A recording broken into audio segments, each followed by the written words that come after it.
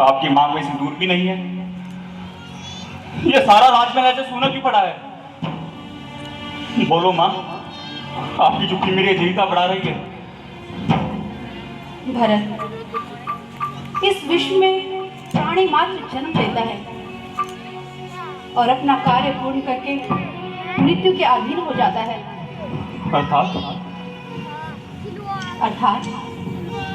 तुम्हारे पिता मेरे पति महाराज दशरथ मृत्यु के अधीन होते हैं तो हम सबको छोड़कर चले गए। भरत, नहीं, ये नहीं हो सकता मां, ऐसा नहीं हो सकता। आपका वशी कोई धोखा हुआ है। मैं भी भीतर देख कर आता हूँ। भरत, यही सत्य है पुत्र, यही सत्य है। नहीं मां, ये नहीं हो सकता मां। पिताजी मुझे छोड़कर नहीं जा सकते मां। पिताजी मुझे छोड़कर नहीं जा सकते मां। पिताजी मुझे छोड़कर नहीं जा सकते मां। धैर्य धर पुत्र।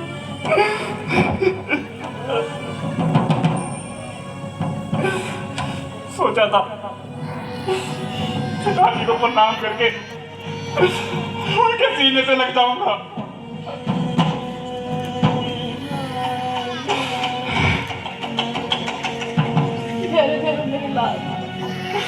मां, मैं यहाँ से लौटते समय रास्ते पर मेरी देख कांपता रहा। वो सारे तो सपन सत्य हो गए मां। अनहोनी हो गई मां, अनहोनी हो गई मां, अनहोनी हो गई। धीरे धरो मेरे लाल, धीरे धरो।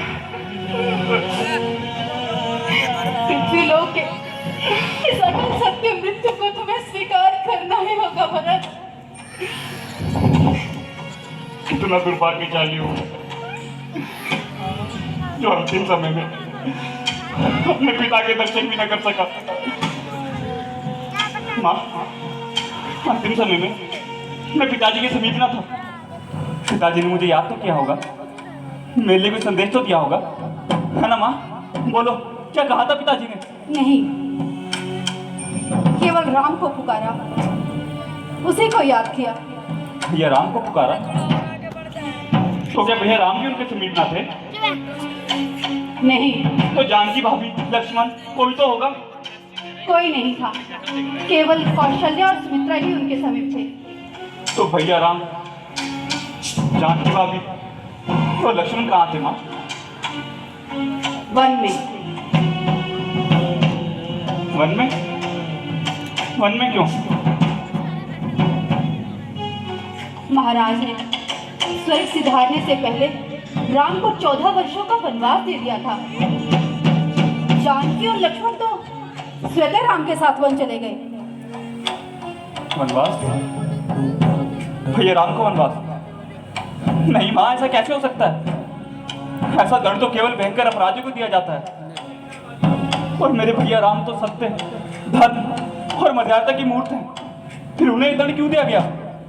बोलो माँ, क्या दोष था उनका?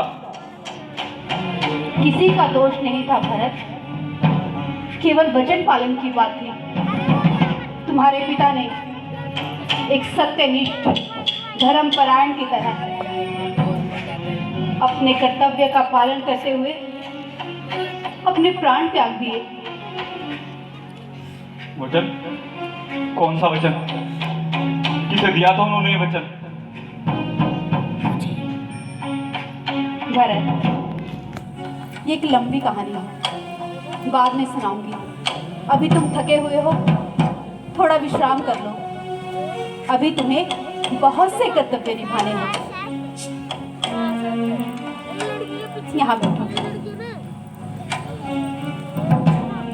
पुत्र, अभी तुम्हें अपने पिता का अंतिम संस्कार करना है। अयोध्या का राज्यभार संभालना है। एक राजा को यूं बालकों की भांति रोना नहीं चाहिए। ये आंसू बहाने का समय नहीं है पुत्र। सत्य कहा माँ तुमने, ये समय आंसू बहाने का नहीं है। माँ, मुझे तो ऐसा प्रतीत हो रहा है जैसे इस राजमहल में कोई बहुत बड़ा षड्यंत्र रचा गया हो, हमारे सुख और शांति से भरे जीवन में विष घोल दिया हो। माँ, मेरा पहला कर्तव्य तो ये बनता है कि मैं षड्यंत्र की जड़ तक जाकर उस षड्यंत्र करता हुआ दर्द दूं जिसने मेरे पिता की हत्या की। महात्मा भैया राम को देश निकाला दिया। जिस पापी ने भी हमारे वंश पर ऐसा क्रूर आघात किया है, मैं उसे नहीं छोड़ूंगा, मैं उसे जीवित नहीं छोड़ूंगा, मैं उसे मार डालूंगा।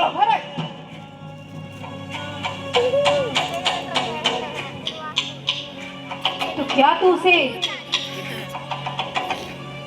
प्राण दंड देगा? अवश्य, चाहे वो संकाल ही क्यों ना हो। तो तुझे वो दंड मुझे देना होगा।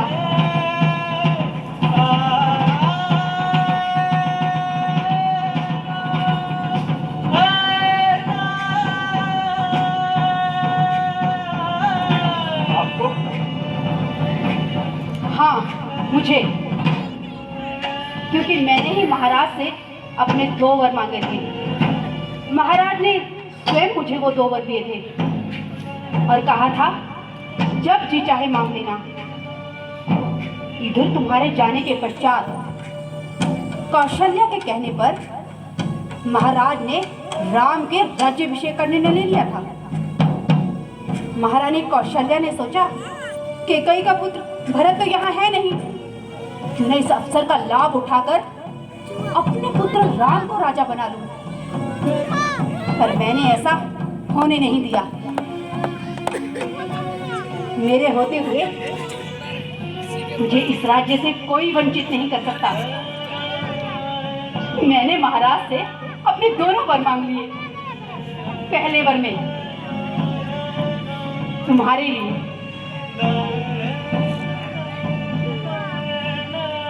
अयोध्या का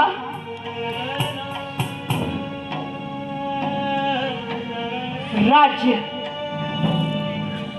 और दूसरे वर में राम के लिए मुनि वेश धारण कर 14 वर्षों का वनवास। ये क्या मांग लिया तूने? इसे सोचा मेरे लिए मृत्यु वर मांग लेती। भरत, ये क्या नरगल बोल रहे हो? मैंने तो तुम्हारा रास्ता बिल्कुल साफ कर दिया है। ये तो विधाता ने बीच में थोड़ी उथल पुथल कर दी। महाराज राम के वियोग में स्वर्ग सिधार गए। मैं जानती हूँ पिता की मृत्यु से तुम्हें अत्यधिक दुख हो रहा है, वो हम सबको भी है। भरत, महाराज तो अब लौट कर आएंगे नहीं, परंतु तुम उनके वचनों का पालन अवश्य करना। उनके वचनानुसार तुम इस विशाल साम्राज्य के एक क्षत्र सम्राट हो। ये निष्कंटक राज्य तुम्हारा है। इसीलिए कहती हूँ पुत्र, धैर्य धरो और अपना राजपाट संभालो राजन।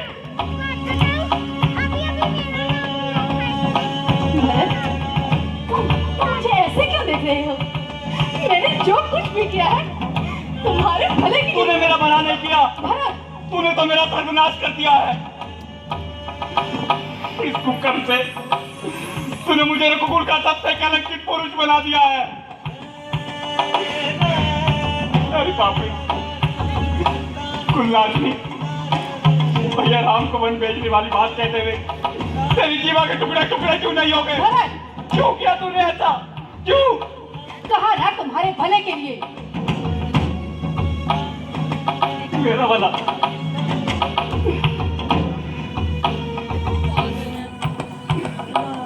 देवताओं से भी पवित्र जिस भैया राम का स्थान मेरे हृदय में है, तूने उस भाई को 14 वर्षों के लिए मुनि वेश धारण कर वनों में भेज दिया और तू कहती कि तूने मेरा भला किया। जो सदैव अपना मातृत्व प्रेम हम पर न्यौछावर करती रही, उस जानकी भाभी को तूने वन भेज दिया और कहती कि तूने मेरा भला किया। अरे समय आने पर तो परछाई भी अपना साथ छोड़ देती है, लेकिन लक्ष्मण जैसे भ्रात सेवक ने भैया राम का साथ कभी नहीं छोड़ा। ऐसे महान वीर अनुज को तूने वन भेज दिया और कहती कि तूने मेरा भला किया। अरे तू भली प्रकार से जानती थी पिताजी भैया राम का वियोग सहन नहीं कर सकते। ये जानते हुए भी तूने भैया राम को वन भेज दिया और कहती कि तूने मेरा भला किया। भरत जी क्या बोल रहे हो?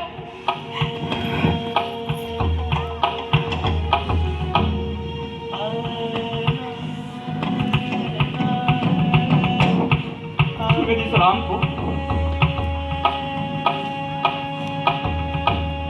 बाल्यावस्था से इतना स्नेह दिया, अपने हाथों से खिलाया, अपना मातृत्व प्रेम सदा जिस पर निछावर किया,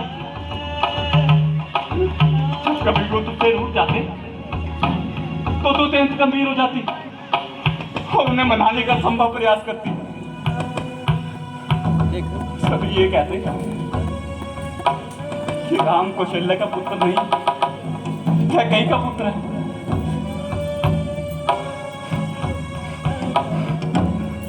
उस भैया राम को वन भेजते हुए तूने एक पल के लिए भी नहीं सोचा कि माता कौशल्य के हृदय पर क्या बीतेगी। अरे सोच कि यदि ये सब वो मेरे साथ करती तो तेरे हृदय पर क्या बीतती। लेकिन मैं जानता हूं यदि माता कौशल्या तेरे स्थान पर होती तो ऐसा अनर्थ कभी ना करती।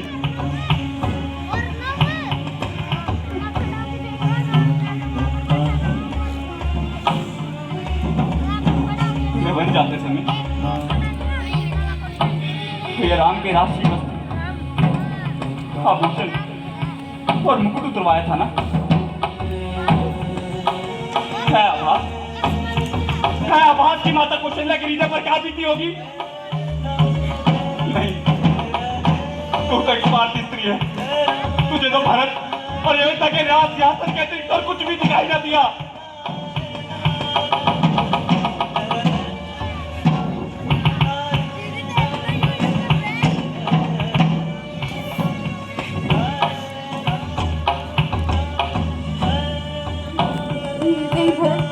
मैं आवाज करवाता हूँ तुझे।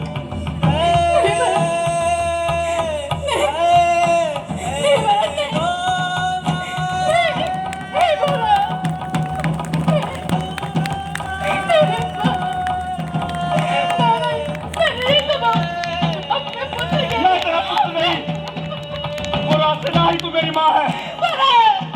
आज से तेरा और मेरा कोई संबंध नहीं।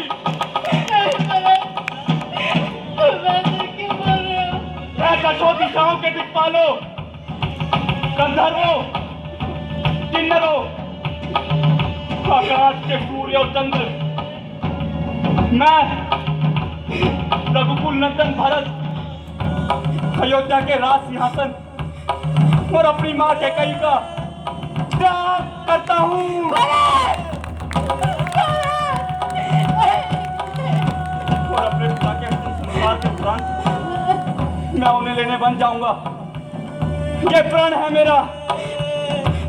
नहीं भरत, नहीं भरत, रुको भरत, भरत,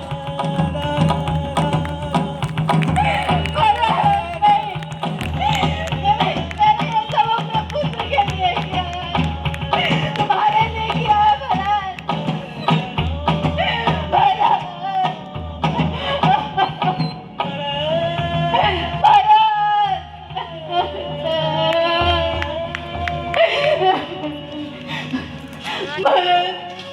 नहीं भरत, तुम ऐसा नहीं कर सकते मेरे साथ।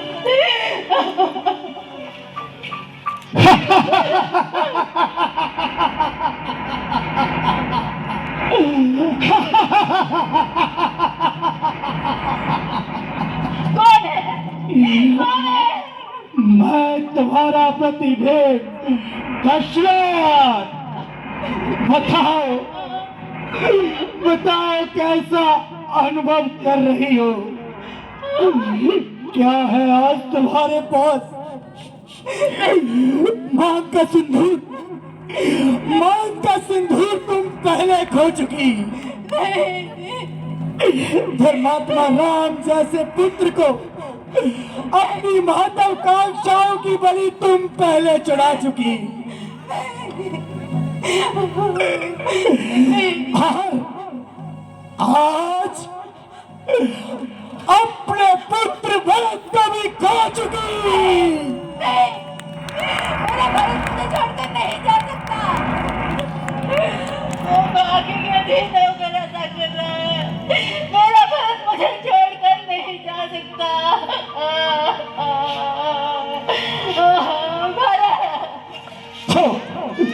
तुम अब भी नहीं समझी? अच्छा अच्छा, तो बताओ तुम्हारे हाथ में क्या है?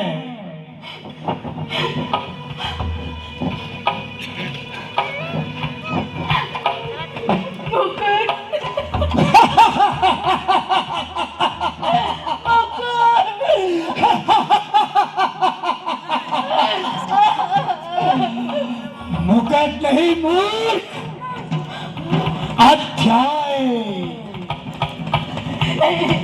जो तेरा बेटा तुझे दे गया है, अध्याय। वो तेरा परित्याग कर गया है मूर्ख, तेरा परित्याग कर गया है। और इसी परित्याग का सूचक है ये मुकुट जो तेरा बेटा तुझे अध्याय